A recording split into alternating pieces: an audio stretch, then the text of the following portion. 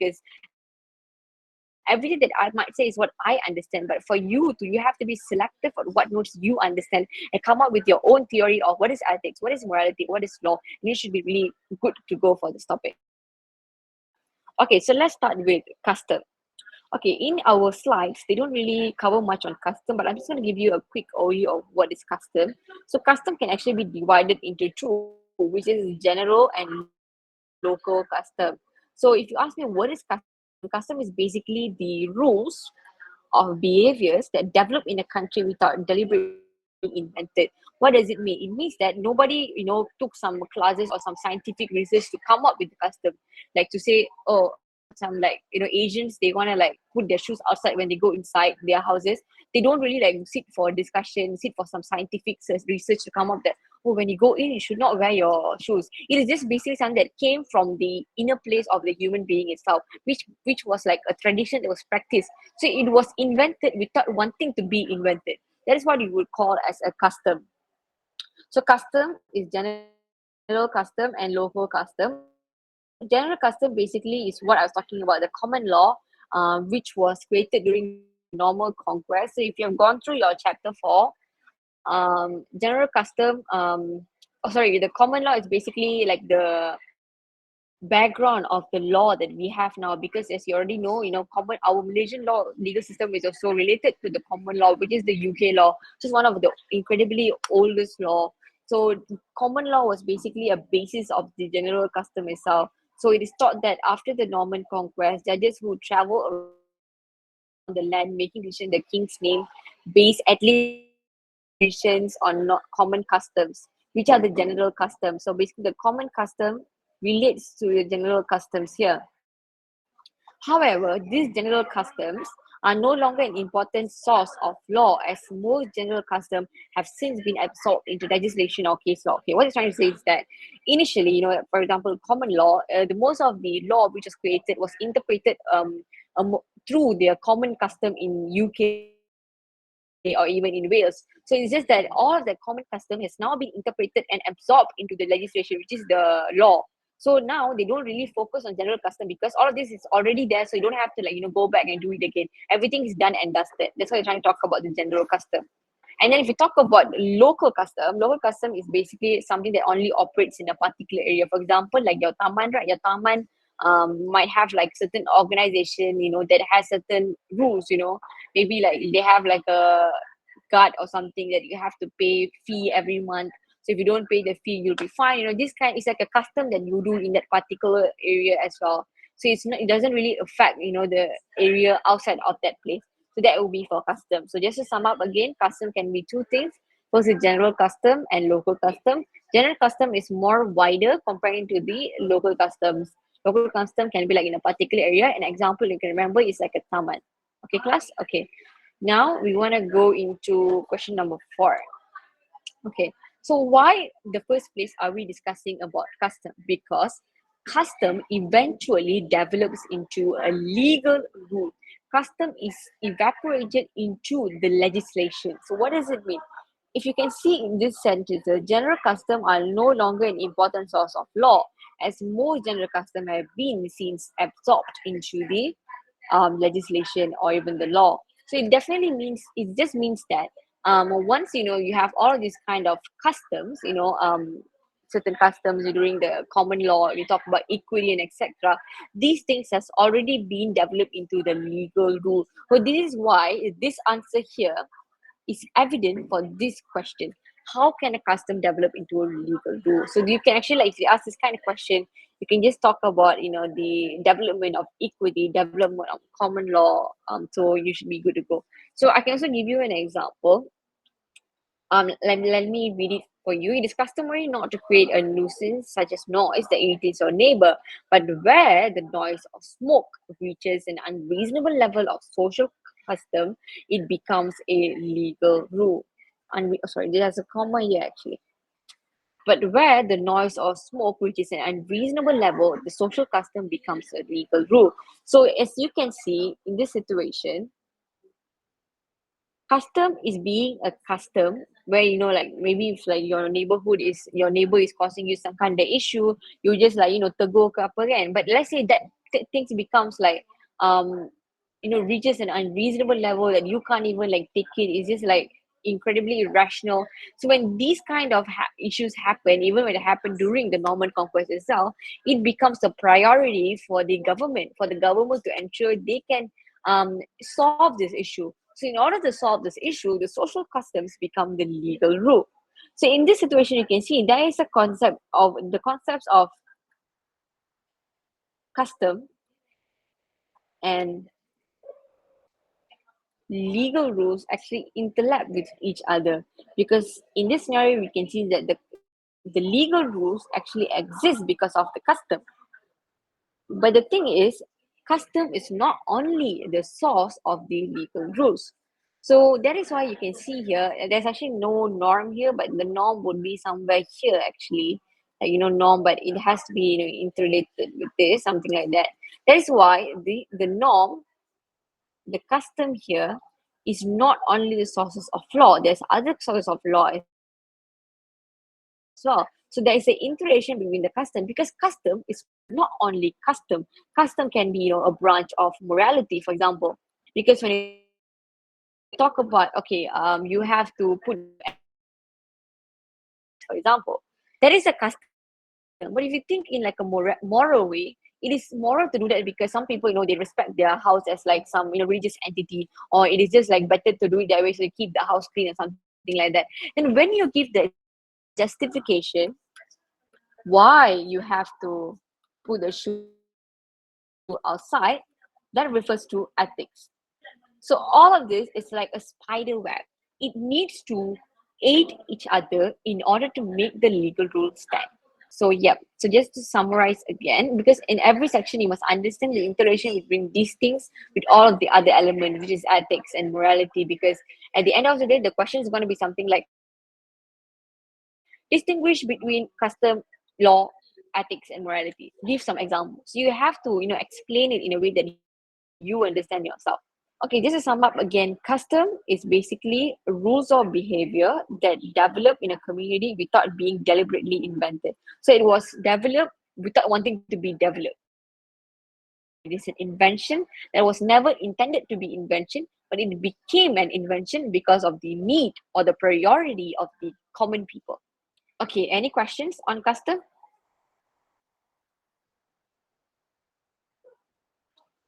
All right, I'm going to move to the next section. So the next section, we're going to take a look at morality.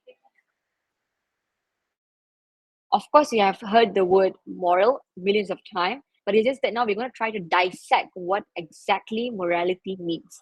So before we go into it, let's take a look at this quote by Lord Chief Justice Coleridge in R. Against Winston.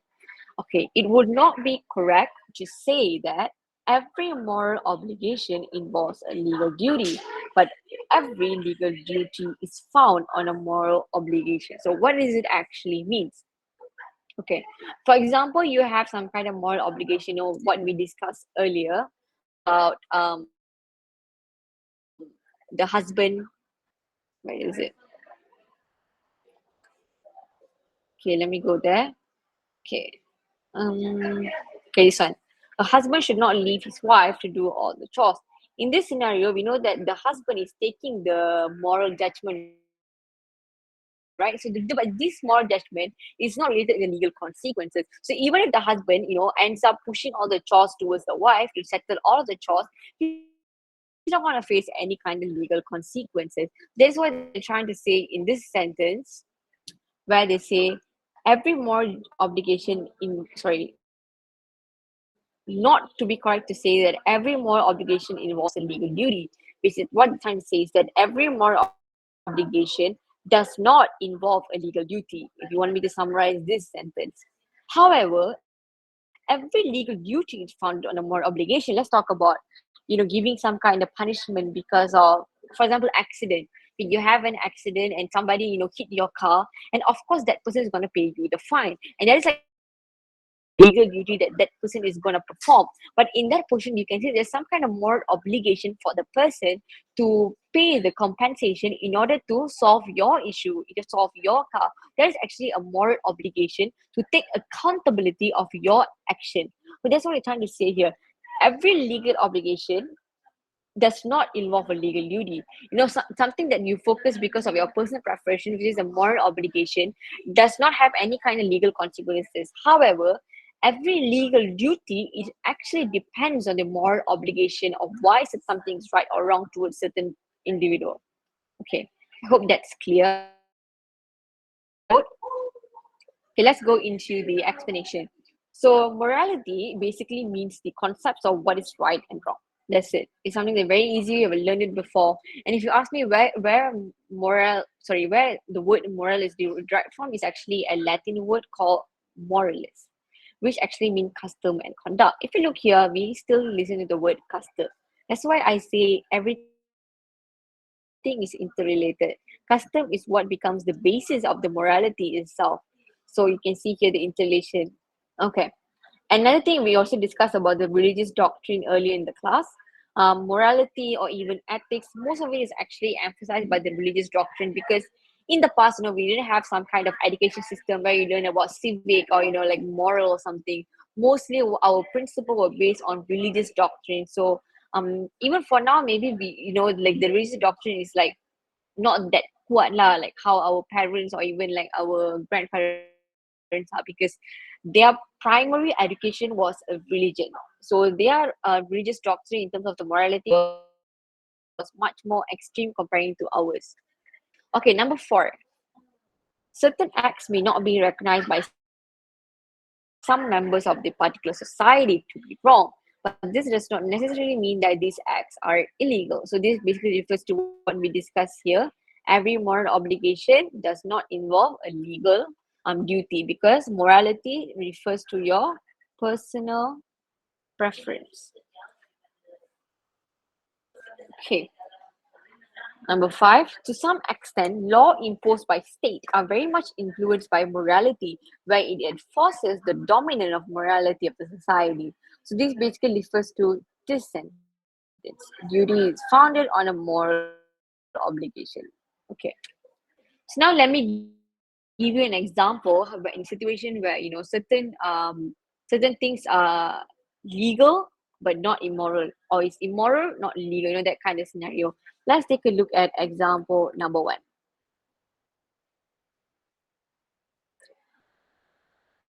Murder is considered not illegal but also immoral. So in this situation, we can see that murder is not only illegal but also immoral. This one refers to this sentence. Every legal duty is founded on a moral obligation. There is a legal duty because murder is not illegal, so it's gonna face some kind of legal consequences. At the same time, it's also immoral. So this, it's like proper evidence for this sentence. All right, guys. Okay, now example number 2. Take it slowly if it's quite heavy. A young person gives up his seat to a senior citizen on a crowded bus. Okay, give me your opinion. I know there's an answer there, but give me your opinion. A, this is moral, legal. B, immoral, illegal. C, moral, illegal. D, immoral, legal. So the statement is a young person gives up his seat to a senior citizen on a crowded bus. So what would the answer be? Moral and legal. Okay. Anybody else? Read the sentence correctly, guys. A young person gives up his seat to senior citizens on a crowded bus. So the things that you have to remember is that, is it a moral obligation? Is there some kind of legal consequences if he did not, give up his seat? Think about that. So what do you think the answer would be? Anybody else want to try? Okay. So let's take a look at this scenario. In this situation, when the person gives up his seat, he's being morally right. And when he gives the seat to a not illegal and legal. Yep, that is right. Actually, I was about to confuse you guys. It is not illegal or legal. Okay, I'll come back to that. Okay. A young person gives up his seat to a senior citizen on a crowded bus. Of course, he's being morally right, but then all of my answer is incorrect. Because the moment, even if he gives up the seat to a senior citizen, his, seat, or he doesn't give up his seat, there's no legal consequences at all, because it's totally up to you whether you want to give up the seat or you don't want to give up the seat. So it's basically a trick question for you guys actually. So because let's say take a scenario here, you are in a crowded ETS, sorry, not ETS lah, crowded train, for example, and you see the senior citizen and you already seated. It's totally up to you whether you want to give up the seat or not. Whether you give or you do not, you're not going to face any kind of legal consequences, because it's a morality, it's something moral and ethics to be done. Okay, so in this situation, this is moral, but it's not illegal or even legal. It's just totally fine. It's totally up to you. Okay, is that clear for example number 2?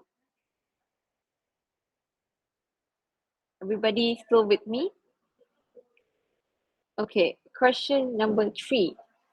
Let's talk about telling lies. Okay, telling lies have two different kind of scenarios. In some scenarios, it is just immoral. Like, maybe you're telling a lie to your parents. Of course, it's going to be immoral, but it's not illegal. It's not illegal. Because you're just telling a lie to your parents. What's going to happen? What is the worst that can happen in that case? But in another case, let's say you are involved in fraud, like in a serious matter. Like if you guys heard about, they found like 100,000 like in a bag in a mall in KL. Let's say at that situation, you are not the person, but you want to claim that is your bag. You are actually being immoral, and it's illegal to be done, because you are actually claiming that is yours, although you do not own it. That's basically telling lies. Telling lies is really depends on the scenario of it. In some situation, it's just immoral, doesn't really affect the legality of the entire situation. But in some, it can be immoral and cause legal consequences. Okay, so that's it for the examples for morality. So we have seen 3 different examples: the definition, the origin, or the I think it's epistemology or something. Where can the morality can be sourced from, and this is basically the explanation for this. So that will be the chunk of these notes. Okay. Next thing which is really important is the comparison between law and morality, because this is a very important question which can be answered in asked in your midterm, or even like maybe anywhere actually. Okay, so basically moral is the rules of conduct, while law is developed by the government. So you have to understand, if morality, it refers to the personal preferences. It depends on you as an individual, as a human being, or what you want to think is correct or wrong. But law is developed by the government. There's certain entity which is gonna, like protect the law in order to provide balance in society, the protection in its citizens. So this is actually like more sensitive if you like, break it comparing to morality. Next, moral comes from people's awareness. That's why I say it really depends on you. What do you think is right or wrong? But law doesn't really care what the people think. All they care about is what the government think is wrong or right. Because the government, if you talk about representation government, is being chosen by the people itself. However, when you talk about the enactments that's being done in the parliament or anything, it doesn't really depend. They don't really do like some kind of survey, ask you, do you think that we should stop death sentence? No. So it really depends on the government itself and what they primarily believe in.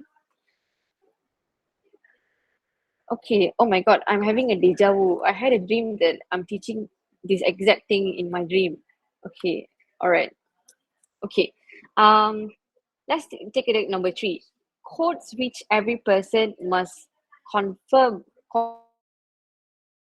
conform to, and laws are codification of ethics meant to be regulated in society. This is basically, you must doesn't really mean that you wajib, right? It just means that you can do it, or if you don't want to do it, it's totally fine. And law is meant to regulate society because it's codifications of the ethic. This thing you have to follow. It's like wajib. This is not wajib lah. It depends on your own interpretation. Okay, moral does not carry any punishment, and law will punish. Easy. Okay, this is just what I've been saying from previously. This is basically like a summary, I would say lah, for this topic. Moral comes from within a person's moral values. Law are made with ethics as a guiding principle. That's it. So if you want me to summarize, moral is basically your personal preferences as an individual.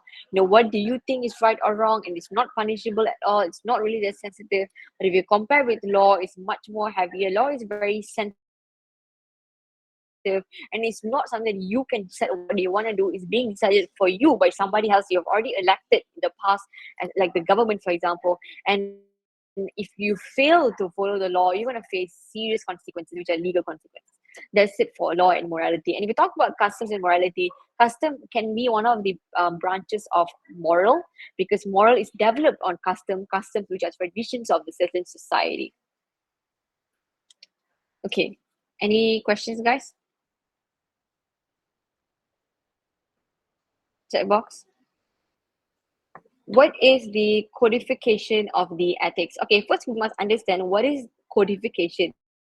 Codification is basically the process of creating certain law. So codification of ethics means that codification here refers to the process of creating the law. And codification of ethics refers to ethics being the foundation for law in order for certain law to be created. That's why it refers to the codification of ethics. Is that clear?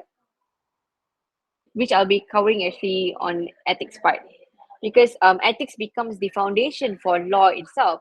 So once you have the elements of law in the like an enactment or some kind of statement, so you will codify the ethics into the law. Basically, you're penetrating the ethics into the law. That's it. So what you can do is that just remember this word. You can use it like as a phrase. You can't really dissect it one by one. It is more of a phrase of what is actually meant as the codification of ethics. Okay, so now we are done with moral and morality. So we'll now move into ethics. Okay, ethics for me is incredibly interesting topic, because every single person would have different ethical values. The principles they have differ, so it can cause a lot of fractions between different people, because certain people might believe in different things, so it can cause a lot of interesting discussions. Okay, but in terms of law, ethics basically refers to the foundation for the law to be created, because as we've seen before, law is the one that has the major has the major element when it comes to the entire system or the correct way of thinking. Without the ethical system, a proper legal rules would never be created. That's why ethical system is incredibly important for to create the legislation or even any kind of case law. Okay, let's take a look at ethics. Ethics derives from the Greek word ethikos, basically means arising from habit.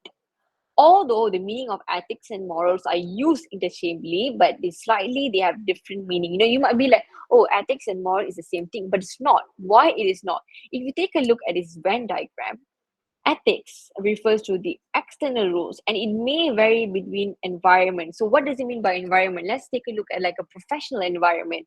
You have like professional ethics that you have to follow. Or if we take a look at like ethics for example, in tempat ibadah ke apa kan, you have like certain ethics that you have to follow. So the ethics will vary from different environments. However, if we talk about morals, it rarely changes, because it is your own personal preferences. Whether you are in a prayer room or whether you are in a workplace, you always have the same principle or your same philosophy. So ethics depends on the society. So it's very large comparing to moral. And moral refers to the individual. Okay.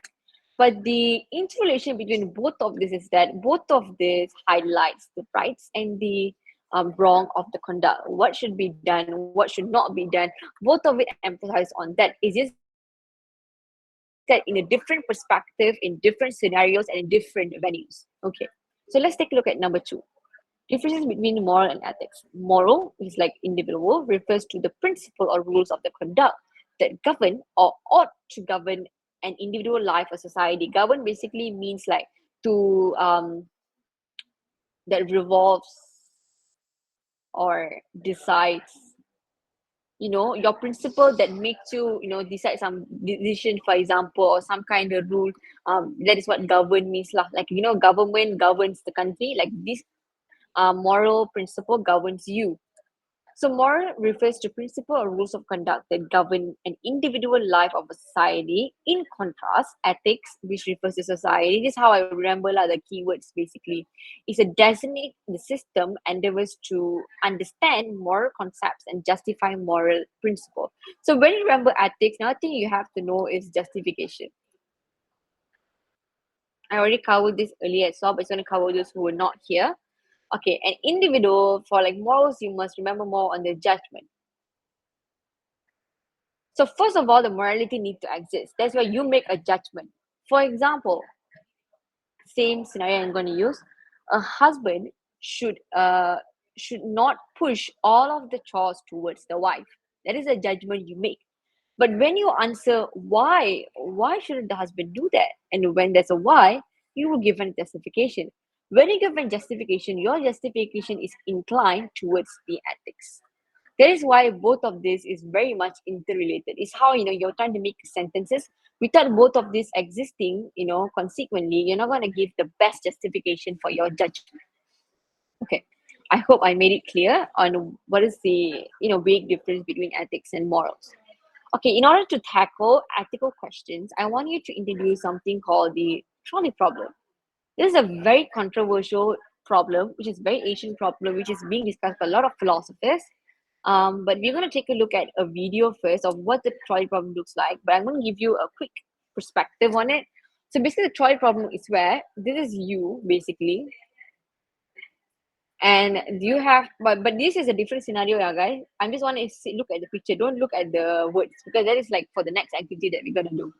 Okay, so this is basically you, and then you have the authority. You have the power to pull the lever, but it's just that where are you gonna pull it? Are you gonna pull it to the 1% or the 5%? Who do you want to kill? That is the question here. Do you want to kill 5 or do you want to kill 1? Another thing we'll consider here is utilitarianism, which I did cover just now, in the beginning.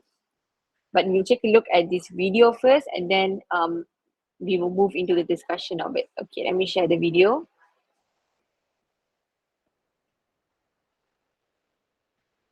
Okay, I think you can't hear the sound, so give me a moment. I'm going to open my YouTube.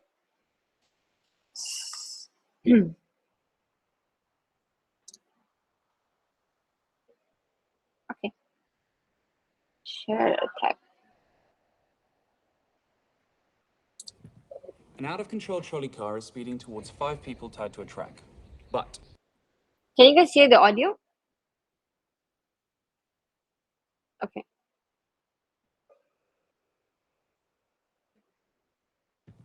An out-of-control trolley car is speeding towards 5 people tied to a track.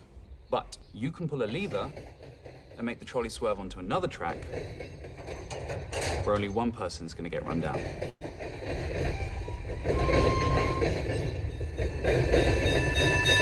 Should you do it? If you're being utilitarian about it, you can argue that you did the right thing, letting one person die to save 5. This time, there's no lever to make the trolley swerve, but there's an obese man standing next to the track, and you calculate that he weighs just enough to derail the trolley. Do you push him in front of it? Absolutely not. How's it less acceptable in the first version? You're still sacrificing one person to save 5.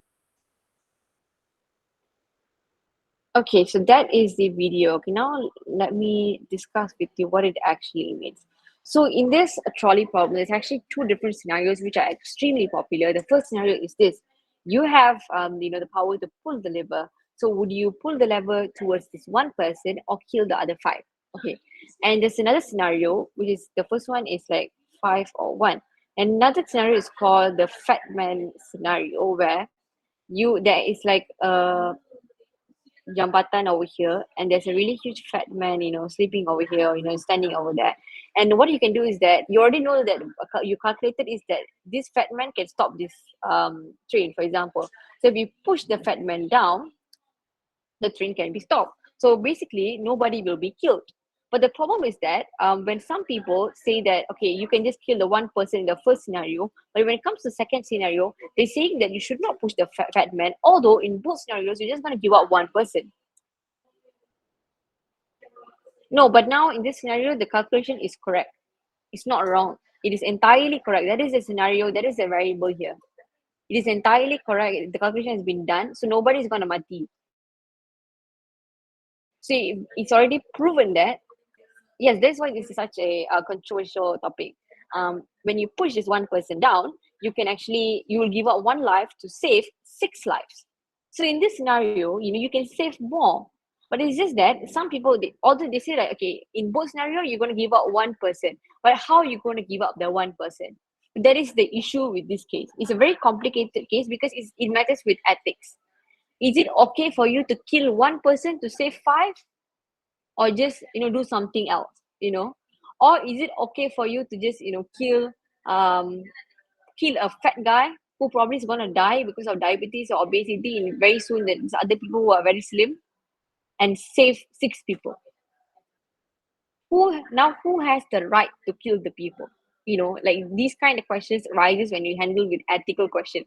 I can give you an example. Okay, I have another video actually to show you. Actually, that is a bit more hilarious version of what I'm trying to explain to you. So in this trolley problem, how we all are trying to figure out a solution to ensure that less people are being killed. But if we look at this kid, just look at what he's trying to do and how he's solving the problem. Okay, that is just for fun lah. I'm gonna show you guys this. Okay, is this the one? So what is ClickUp? ClickUp is an all-in-one productivity software where you can manage everything and Uh-oh, Nora. This train is going to crash into these 5 people. Should we move the train to go this way? Or should we let the train go that way? Which way should the train go? That way. Show me.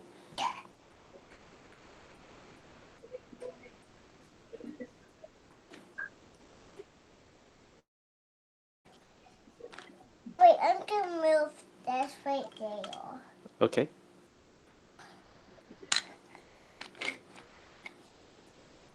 Okay, so as you can see, this is a solution given by a 2-year-old, saying that you can just move the other guy to this side. And let's take a look at this video.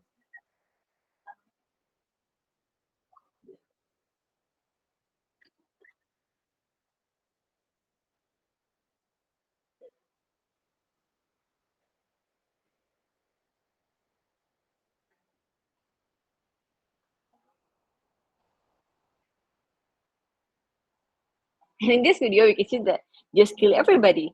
But the problem is, this is just like, just a fun thing for you to watch what a 2-year-old would think of this problem. One person said, just move the other guy, put on the other side, everybody is safe. Another person is like, just kill everybody, nobody matters. So which is actually ethically right? Of course, whatever the girl said is right. But let's say in a scenario, you can't even move the first person. What would you do? So in this trolley problem, the kesusahan lah, basically the degree of skepticism that you might use in a certain question increases drastically. So I have chosen actually 2 different problems for you, but I'm just gonna just discuss with you one of it, which is the grandfather trolley problem. This actually, I find this very interesting actually, out of all the trolley problems that I chose. Okay, so basically you must understand the scenario first. You are a time traveler. A runaway trolley is heading to kill 5 people. If you pull the lever, only one will die. But the person on this other track is your grandfather. And this is you from the future.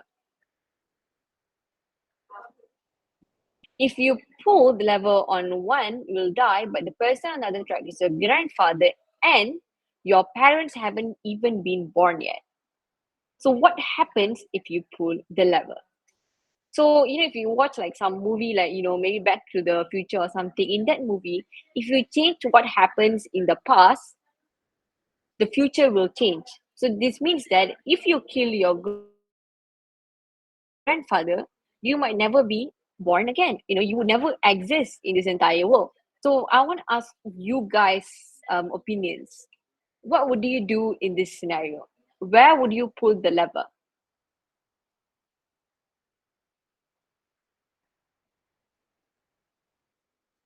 Now it's related to use. Decision can't be easily made. Ethics and morality is a second priority. So that is basically individualism. If you talk about all of these concepts, and when you talk about, oh, I don't want to kill myself, I'm just going to kill 5 people, rather than killing myself because I focus on myself more than then, is individualism. But I'm not trying to say that it's wrong or it's right. It is basically how you would solve the paradoxical situation, and no matter what kind of solution you get, there's no answer. There's no answer for this question. Because if you take a look at this question, the question just gets more hard. In this situation, you can kill 5 lobster or just kill 1 cat. How are you going to decide it? You know, kill 5 lobster or 1 cat. So this is for you to just think about, when you're bathing or something. So yep. So that would be how you can tackle the ethical. Why not 5 lobster? Okay, you might say killing 5 lobster is better, but then if you talk about utilitarianism, they say that can eat what? Okay, sure. The quantity matters more than anything else. So what they're trying to say is that, let's say you're trying to do some kind of initiative for certain group of people, you have to focus more on the group of people that have. Oh, I never share the slide. I have been using this slide and explaining for the past. Okay. Okay, utilitarianism, basically the quantity means more than anything else. So they're trying to say is that, let me just go back to the proper definition. The greater good for the greater number of people is more important than the good for the smallest number of people. So in this situation, utilitarianism would fight the one cat to save 5 lobster, because you have more utility, more satisfaction by saving 5 lobster than the 1 cat. But that is what the utilitarian say, not that what I'm trying to say. It is a concept that I want you to get familiarized with. So what you can do is that if you're really interested in this, you can just go search for trolley problems, or you discuss with your friend, make a chit chat about this, because it's very interesting. Difficulty of the problem increases from like smaller level to the bigger level. Okay, and that will be how you tackle the ethical questions. So ethics, first you have to understand what is the wait, guys.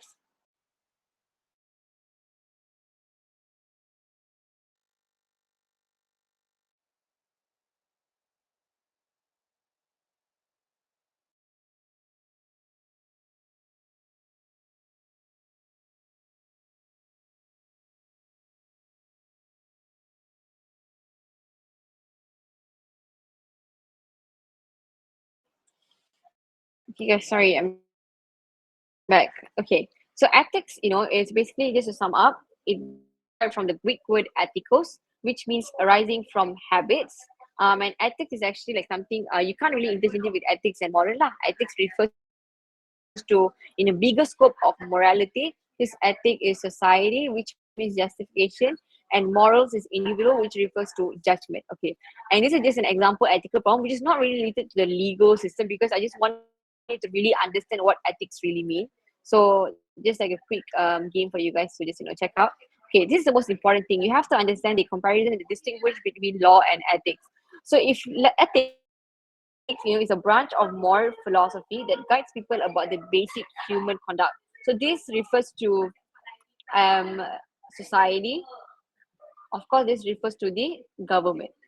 So law is basically a set of rules and regulations. This is a set of guidelines. Even if you don't follow certain ethics, you're not going to be fine. You're not going to face some legal consequences.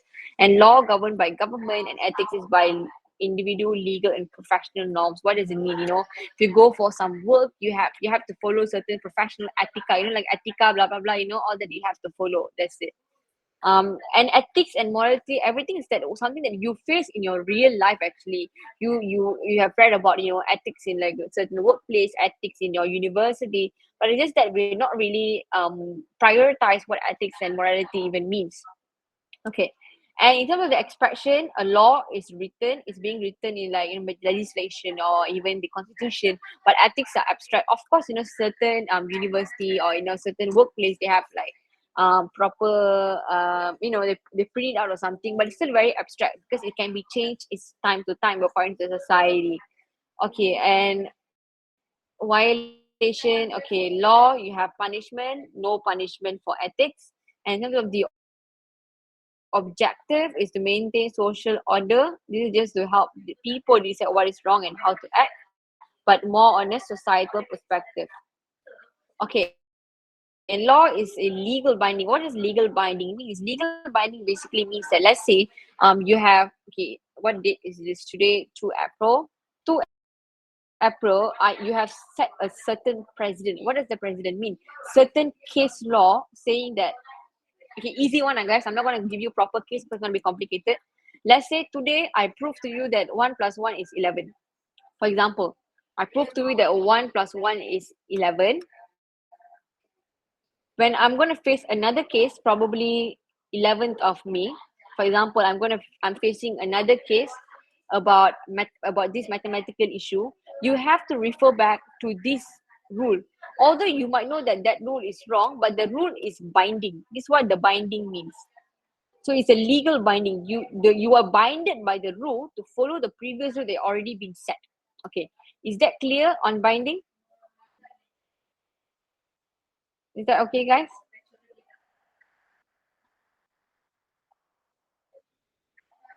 Yeah, you must refer back to the previous case. You're binded by the previous case laws. Okay, I hope you guys understood that. Okay, in ethics, it does not have a binding nature because you can say like, let's say you're working in a big four company. Okay, let's say you're working in my company lah, and in my company, I have like companies all over the world. I have a company in Paris. I have a company in Malaysia. Probably in Malaysia, your ethics will be different. Maybe your ethics of how you should dress to your workplace, you cannot wear, for example, sleeveless or something, but then when you're working in my company in Paris, you don't have that kind of ethics because over there it's totally fine for people to wear sleeveless. So something like that, like that is what the ethics is not binded in nature. Although in the previous situation I already said that if you do that, you do not have to follow it entirely because it goes back to what we have already discussed earlier. It really depends on the scenario, what situation you are in, what kind of place, what kind of venue. Okay, I hope that is cleared up on what ethics mean. I know you might be confused still on, so not binding and ethics it varies. Yep, ethics it varies from environment, so it's not binding because every environment would have different kind of ethical values. Okay, and ethics and moral, you might be still, there might be complicated relationship between both. It basically just that ethics refers to the society, morals refers to the individual. That might be the most simplest definition I can give you. Okay, so let's move on to the last section for today, which is justice. So in this, we will try to cover 2 cases for your reference. Okay, give me a moment. Water.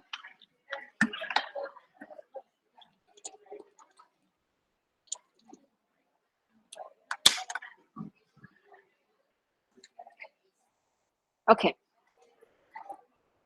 So justice really exists because we want to stabilize custom, morality, religious doctrine, and also ethics. And why do you want to standardize and neutralize all these things? Is because all these concepts are very much interrelated and it overlaps between all of each other. However, at some scenarios they can also exist independently. So in order to ensure the legal system is fair and is equitably right to all of the people, that is why the idea of justice is invented. Justice is basically in order to make it fair and equitable out of all of this.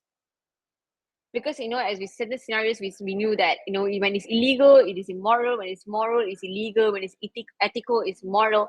There's a lot of conflict between these ideas. So in order to ensure that law is being enforced by a certain idea which is static and it won't be like changeable, when you go to the case in Kedah is different, in Selangor is different, not like that. It's like when you're being binded by the national constitution, everybody has the same rule that you have to follow. So justice is here in order to provide a fair and equitable balance for the legal system, which is backed up by custom, morality, religious doctrine, ethics. Okay, so that is what justice actually mean in my own language lah. Okay, so now I want you to take a look at this case and also this statement. This is an interesting statement I found in our slides. One person's moral meat may be another legal poison. Okay, let me repeat it again. One person's moral meat may be another's legal poison. So what does it actually mean? So in order to understand this, we have to read the case first.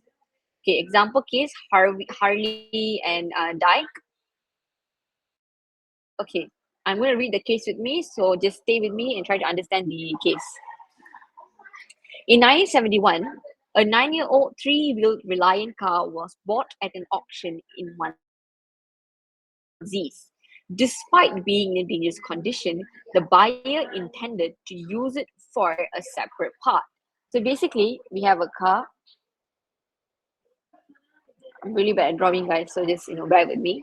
So this car is being bought by this buyer. Buyer one. The buyer intended to use it for spare parts. Okay, he initially wanted to buy it for spare parts. After the auction, another bidder offered this buyer, so this another buyer,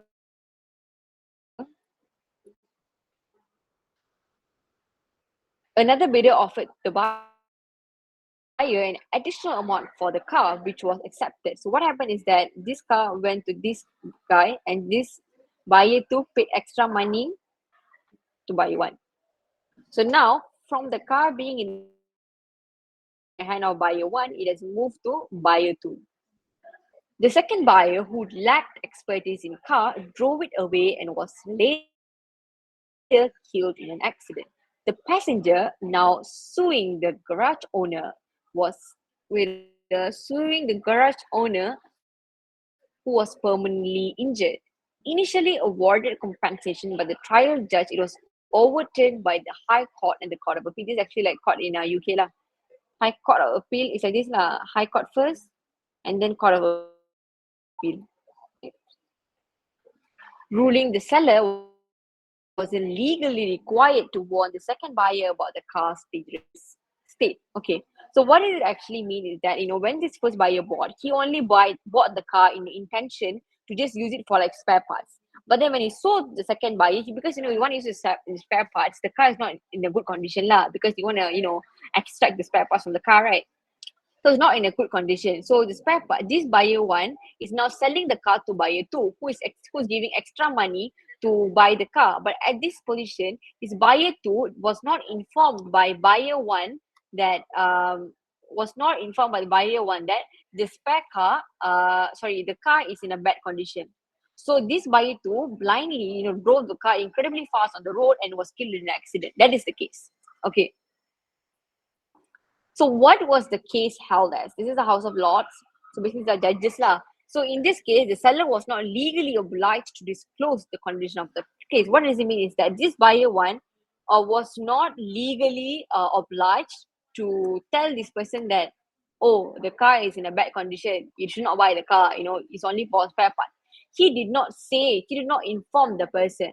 And this thing, okay, you might say lah, morally it's wrong. You should inform the buyer too that the car is in a bad condition, blah blah blah. But legally, it was totally fine. So this B1, he just sold the car without any kind of giving any awareness. However, this guy won the case, not B2. B1 won the case, not B2, because there is a legal concept called caveat emptor. I'm not sure if I'm pronouncing it correctly. Caveat emptor, which is a principle in contract law that places the responsibility on the buyer to examine and assess the quality and condition of a product or service before making a purchase. So over here, the legal duty really depends on the B2, because the B2 had the responsibility and the role of assessing the car before buying it for B1. So because of this rule, B2 B2 won the case. Okay. Does this case make sense for you guys? You can read through it again if you're not really clear or something. Okay, now let's go back to this statement. One person's moral meat may be another person's legal poison. So in this scenario, okay, this person acted immorally. This person acted immorally. Because this person acted immorally, he faced the legal consequences. But then you have to consider one thing. Moral basically means to your personal preferences. It's your personal moral judgment. So probably for this person, it wasn't even his moral judgment to say that, oh, I am the one who is liable, who should take account. Because according to his morality, it really depends on the other person how they want to purchase the car or not. So in this scenario, that is his moral. Moral is there is right and wrong, but it really depends on yourself. So in this situation, for him, it's right. That is what the right thing to do. So that's why they say one person's moral meat may be another person's legal poison, because at the end of the day, he's the one who faced the legal consequences, and B1 still won the case because this B2 is the person who should have the accountability, the responsibility to check the condition of the car before he makes the purchase. Okay, does this scenario make sense, guys? Okay, thank you, Richard. Okay, we have a few more and then we're gonna wrap up. Okay. This is something that you can just go through. Justice is about fair application, nothing much.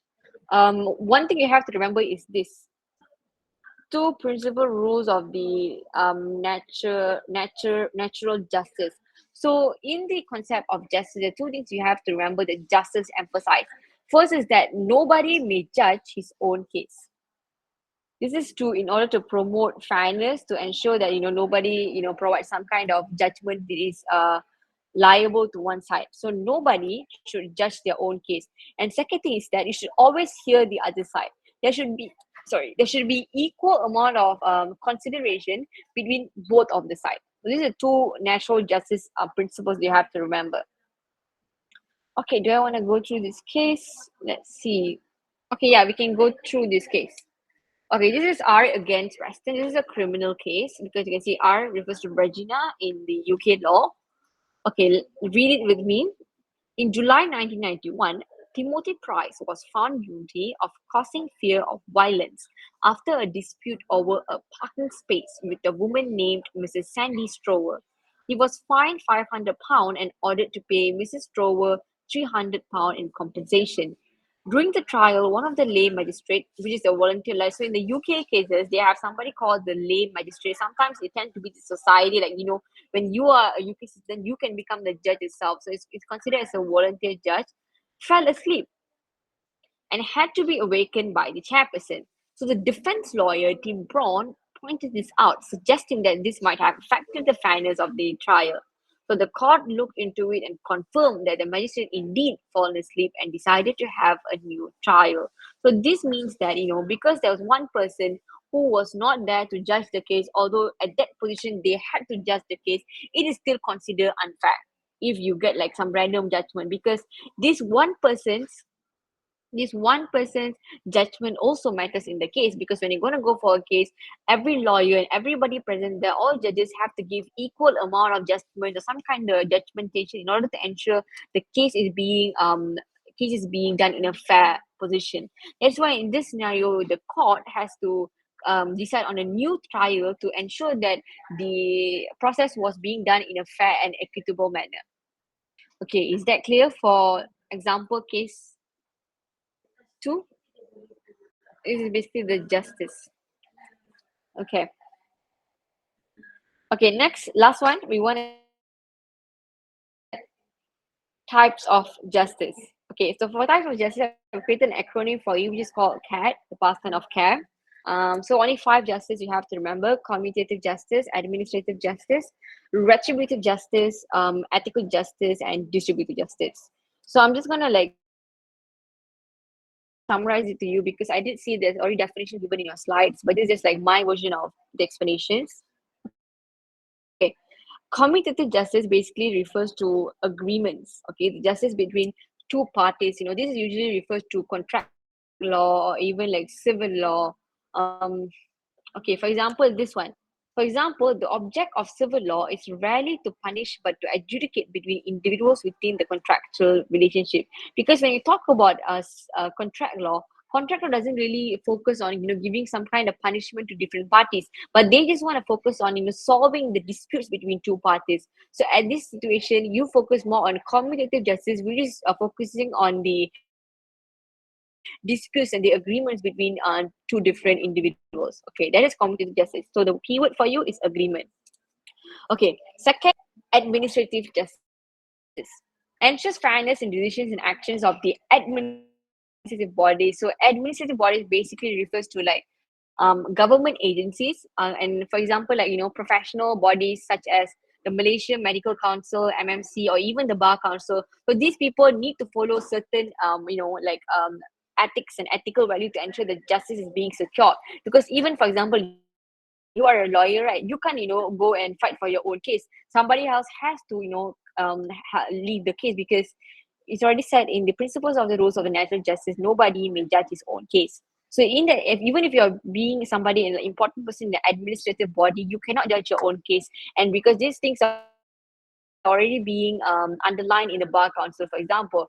And if you want to talk about like Malaysian Medical Council, I read a case about where a surgeon had a sexual intercourse with a patient who was going through surgery. So this kind of thing is actually not ethically right according to the Malaysian Medical Council. This is why you refer to like administrative justice. Okay.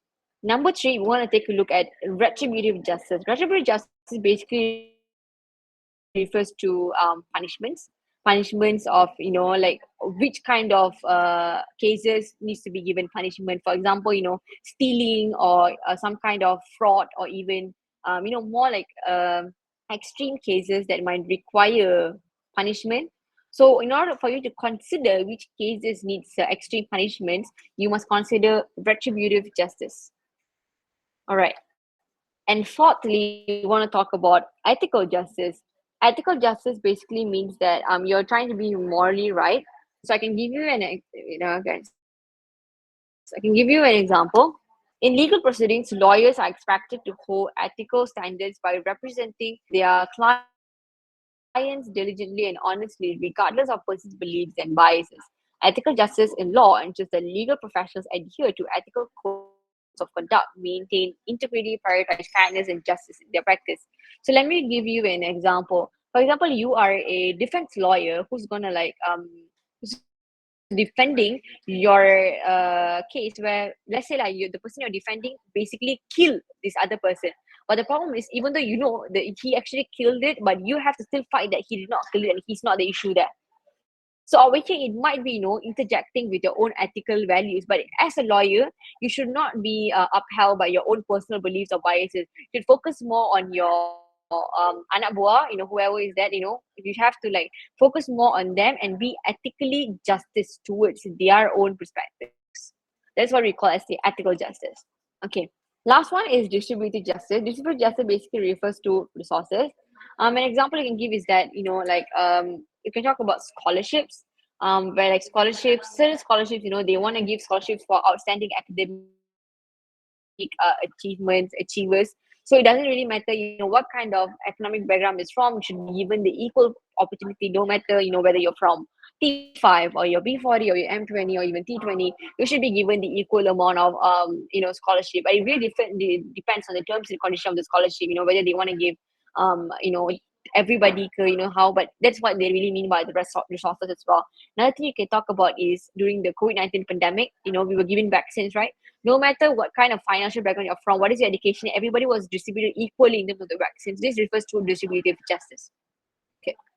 So to sum up, justice is basically what combines all of the customs, ethics, morality. It pulls all of the strands of this together in order to create something called the justice.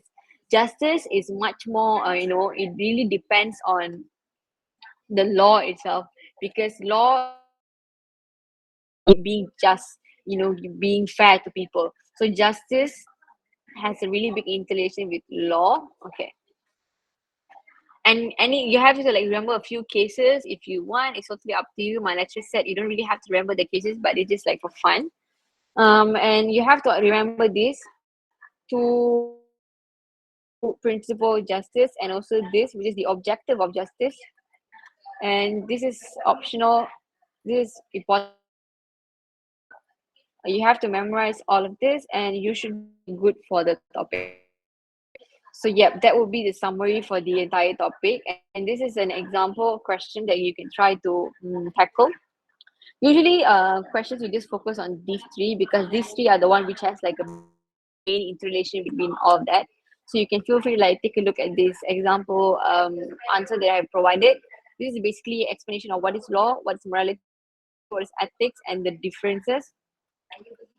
And I also inserted a recommended reading material where I was able to get this answer. So I referred to this reading material in order to get the answer. And if you came in late, I know this will look like a mess, but if you want to know more about this, you can view this video. So this is the video that really opened my mind about this topic, because the professor who discusses on law and ethics, he makes this incredibly clear and incredibly easy to understand. So you can take a look at this video. So I'm just going to sum up everything. In this chapter, you have to know what is custom, what is morality, what is law, what is ethic, what is the interrelation between morality, law, ethics, and what is justice. Okay, I can just write it for you.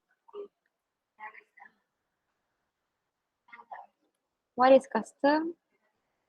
What is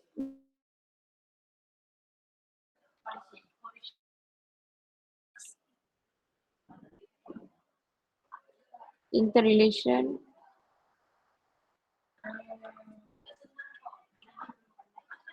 Morality, law, ethics, and about justice. And you can also and law. And you should be good for this topic. Because even if they ask you about, okay, tell about what is morality or law, ethics, it's just like pusing benda sama je lah. So I would say lah for this topic. Okay. I think I'm going to end my class here. So any questions from you guys? Anything you want to ask me before we end the class? Okay, if no question, I think that's it for today's class. Thank you so much for tuning in, and I see you guys again next week. Right, thank you. Yep. Vida, I have a question.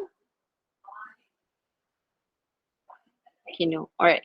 So I see you guys again next week. Thank you so much, guys. All right, welcome.